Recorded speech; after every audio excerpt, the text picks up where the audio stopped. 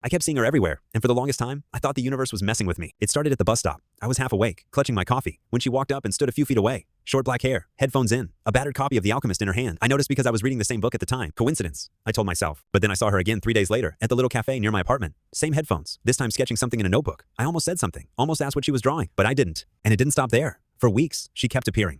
At the park where I jogged, in the grocery store at midnight, once, even at my favorite bookstore, always alone, always with that same pair of headphones, like she was in her own world. It was too much to be random. But every time I thought about approaching her, I froze. What was I supposed to say? Hey, I've been accidentally stalking you for 2 weeks? So I just watched and wondered. The twist came on a rainy Tuesday. I ducked into the cafe, soaked and grumpy, and there she was again, sitting by the window, headphones in, doodling in her notebook. Something in me snapped. I couldn't let another chance slip. I ordered my coffee, sat down across from her, and tapped the table nervously. She looked up, startled. I blurted, okay, this is gonna sound crazy, but I see you everywhere. The bus stop, the park, the bookstore. I swear I'm not following you, but is this some kind of sign? She stared at me. Then she smiled small, almost secretive, and said, that's funny, because I've been seeing you everywhere. I froze. Wait, what? She pulled off her headphones, leaned in a little, and said, I thought you were following me. We both laughed, awkward and relieved.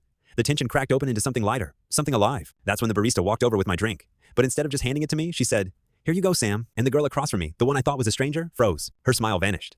Sam? She whispered. I nodded slowly. Yeah, that's me. She closed her notebook, stood up, and said, I'm sorry, I can't do this. And before I could stop her, she left. I sat there stunned. I didn't even know her name, and somehow I'd already lost her. That night, I couldn't stop replaying it. The way her face changed when she heard my name. Like it meant something. Like it hurt. 2 days later, I saw her again at the bus stop, of course. She kept her eyes down, but I couldn't let her walk away this time. Hey, I said softly.